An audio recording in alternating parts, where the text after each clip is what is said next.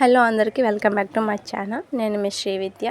ఈ పాటికే మీకు అర్థమైపోయి ఉంటుంది మేము ఎక్కడ ఉన్నాం అనేది. ఫైనల్గా మేమైతే పెంచులకొండకు వచ్చేసామన్నమాట.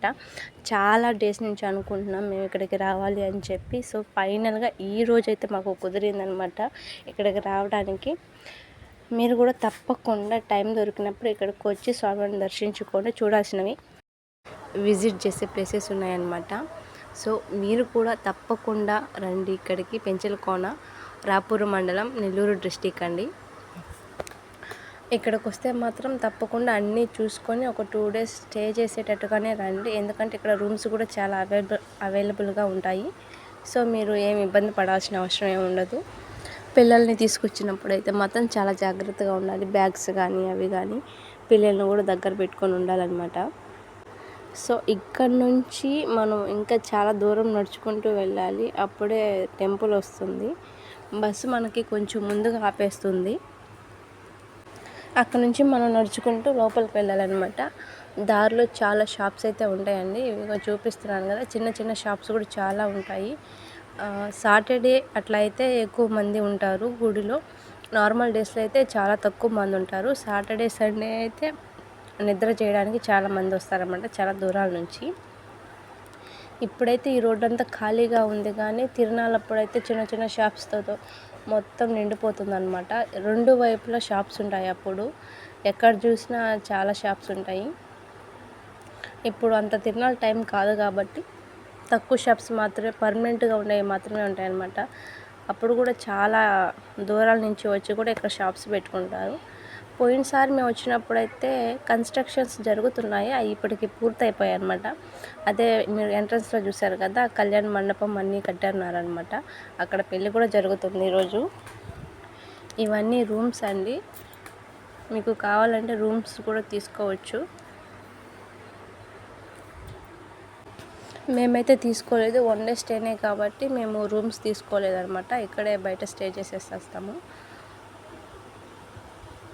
ఇక్కడ నుంచి ఇంకొంచెం దూరం నడుచుకుంటూ వెళ్తే అదిగో కనిపిస్తుంది కదా గోపురం లాగా చిన్నది, అక్కడ నుంచి కొంచెం దగ్గరగా వచ్చేస్తామన్నమాట ఇంకా మనం టెంపుల్కి. నాకైతే చాలా హ్యాపీగా ఉందండి. టెంపుల్ని చూసేస్తాం కదా ఇంకొంచెం సేపు.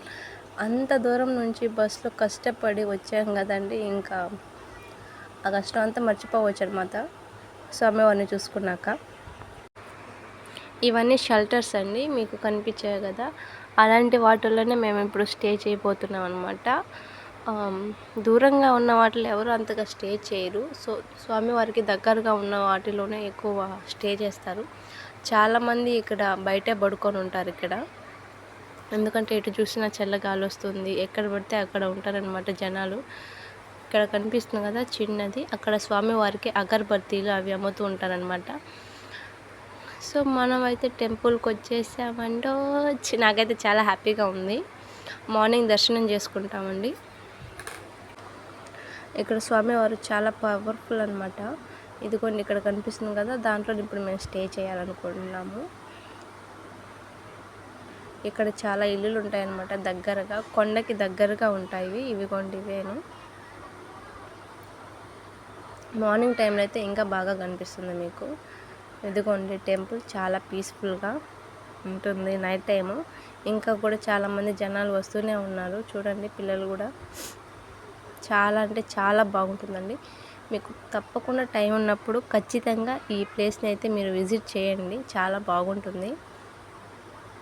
కొండలు కానీ చుట్టూ మంచు కానీ, మార్నింగ్ అయితే ఇంకా చాలా బాగుంటుంది. మార్నింగ్ 5 నుంచి దర్శనాలు అవుతూ ఉంటాయి అన్నమాట. పెళ్ళిళ్ళు చేసుకున్న వాళ్ళు కూడా చాలామంది త్వరగా దర్శనం చేసేసుకొని త్వరగా వచ్చేస్తారు. ఎందుకంటే లేట్ అయ్యే కొద్దీ మనకి క్యూ ఎక్కువైపోతుంది. మనం త్వరగా దర్శనానికి వెళ్ళిపోతే బెటరు. స్వామివారిని ప్రశాంతంగా దర్శించుకొని వచ్చేయచ్చు. తర్వాత మిగతా ప్లేసెస్ కూడా మనం చూసుకోవచ్చు అనమాట. లేట్గా వెళ్ళామంటే లేట్గానే దర్శనం అవుతుంది. ఇంకా మిగతావి కూడా అన్నీ లేట్గానే జరుగుతాయి. మనకి ఏమైనా ప్లేసెస్ చూడాలన్నా కూడా మనకి లేట్గానే జరుగుతాయి అన్నమాట చూసుకోవడానికి కూడా. సో ఇదైతే టెంపుల్. నైట్ టైం అయితే నాకైతే చాలా నచ్చుతుంది టెంపుల్. ఎందుకంటే అంత రష్గా ఉండదు కాబట్టి. సో ఎక్కడ వాళ్ళు అక్కడ పడుకో ఉంటారు జనాలు. చూడండి మీరే చూడొచ్చు, ఎక్కడంటే అక్కడ నిద్రపోతూ ఉన్నారు. మేమైతే కాసేపు అలా టెంపుల్ అంతా చూస్తున్నాం అనమాట ప్రశాంతంగా. ఇక్కడ కృష్ణుడు టెంపుల్ కూడా ఉంటుంది. ఇదిగోండి కృష్ణుడు. ఇక్కడ అనమాట మేము పొంగల్ పెట్టుకునేది పొద్దున స్వామివారికి. ఇదైతే దీపాలంకరణ అండి. దీపాలంకరణ చేసి స్వామివారిని ఉయ్యాల సేవ చేస్తారనమాట. అది మధ్యాహ్నం కానీ బయలుదేరుంటే మేము 2కి అలాగా, ఇది ఈవినింగ్ 6 అలా ఎప్పుడో జరుగుతుంది ఉయ్యాల సేవ. అప్పుడైతే మేము దర్శించుకునే అంటే చూసేవాళ్ళం అనమాట ఉయ్యాల సేవ. నేనైతే ఎప్పుడు చూడలేదు, ఎప్పుడు లేట్గానే వస్తాను కాబట్టి అయిపోతూ ఉంటుంది. ఇది టెంపుల్ వ్యూ. దీపాలంకరణ దగ్గర నుంచి ఇలాగ వ్యూ కనిపిస్తుంది మనకి. ఇంకా పడుకోవడమే. మార్నింగ్ 5కి లేచాక స్నానం చేద్దామని వస్తే ఇంత చలిలో కూడా ఇక్కడ కోనేరులో మునుగుతున్నారు చూడండి. సో మేమైతే ఫ్రెష్ అప్ అయ్యే వచ్చేసాము. ఇక్కడ పొంగల్ పెట్టుకోవడానికి వస్తే ఇక్కడ స్వామివారికి నేనెప్పుడు ఇలా చూడలేదండి. స్వామివారికి అయితే ఇలా గొడుగు పట్టుకొని ప్రసాదం తీసుకెళ్తున్నారనమాట. మేమైతే ప్రిపేర్ చేసేసుకున్న పొంగల్ని తీసుకొచ్చి స్వామివారికి ప్రసాదం పెడుతున్నాం. స్వామివారికి ప్రసాదం పెట్టేశాక మేము ఆదిలక్ష్మీదేవిని దర్శించుకోవడానికి అయితే వెళ్ళిపోతాం అనమాట. మాకు దర్శనం చాలా బాగా జరిగిందండి.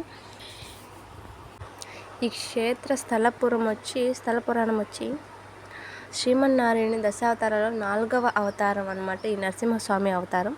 శ్రీమన్నారాయణుడు హిరణ్యకశిపుడు అనే దుష్ట దానవుని శిక్షించుటకు, అలాగే తన భక్తుడైన ప్రహ్లాదుడిని రక్షించుటకు నరరూపము, సింహ శిరస్సు తలతో భయంకరమైన ఉగ్రరూపముగా సాయంత్ర సమయమున స్తంభం నుండి ఆవిర్భవించిన క్షణిక అవతారమే నరసింహస్వామి అవతారం అనమాట.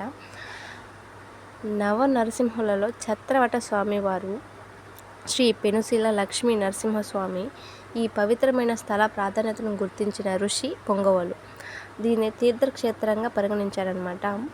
సముద్ర మట్టానికి 3000 అడుగుల ఎత్తున నిటారుగా నిలిచిన ఎత్తైన కొండల మధ్య, కోకారణ్యముల మధ్య ఉగ్రరూపుడై గర్జిస్తూ ఛత్రవట ప్రాంతానికి చేరిన ఈ శ్రీ నరసింహస్వామిని చూసిన ఆ సమయంలో అక్కడ విహరిస్తున్న ఆ ప్రాంతపు రాజు కుమార్తె చెంచులక్ష్మి అనే కుమార్తె, ఆమె చెలికత్తెలో అక్కడి నుంచి పారిపోయారనమాట. బట్ ఈ చెంచులక్ష్మి మాత్రం అక్కడే ఉండిపోయి ఆమె ధైర్యానికి మెచ్చి పెంచిల నరసింహస్వామి ఆమెను పెళ్లి చేసుకున్నారనమాట. చెంచు లక్ష్మీదేవి ఉగ్ర రూపంలోని పెనవేసుకుని తర్వాత శాంతమూర్తిగా ఇక్కడ వెలిసారనమాట. శ్రీ మహావిష్ణువు చెంచు లక్ష్మిని పెళ్లి చేసుకున్నందున ఆయన భార్య అయిన లక్ష్మీదేవి ఆగ్రహించి విష్ణువుకు దూరంగా ఏటి అవతల గట్టున శ్రీ ఆది లక్ష్మీదేవిగా అక్కడ వెలిసిందని పురాణాలు తెలియజేస్తున్నాయి. ఇక్కడే మనం ఉన్నామన్నమాట. సో ఈ ఛత్రవట వృక్షముకు మన చీర కొంగును కానీ లేదా జాకెట్ ముక్కను కానీ చించి ముడుపుగా కానీ కడితే పిల్లలు లేని వారికి పిల్లలు పుడతారనమాట. ఇక్కడ మనకి కనిపిస్తుంది కదా, దీని వెనుకుంది అక్కడ నందనవనం ఉంటుంది. తప్పకుండా అయితే చూడండి. మేమైతే తప్పకుండా వెళ్ళాలి అనుకున్నాం, బట్ మాకైతే కుదరలేదు, టైం సరిపోలేదన్నమాట. ఇదిగోండి ఇక్కడ చాలామంది మొక్కుకొని ముడుపులు కట్టుంటారు, చాలామందికి తీరున్నాయి కూడా. మేమైతే దేవుని దర్శించుకొని చాలా బాగా దర్శనం జరిగిందండి.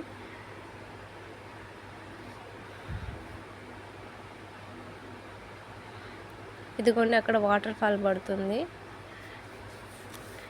ఇంతవరకు చూసినందుకు ఈ వీడియోని చాలా థ్యాంక్స్ అండి.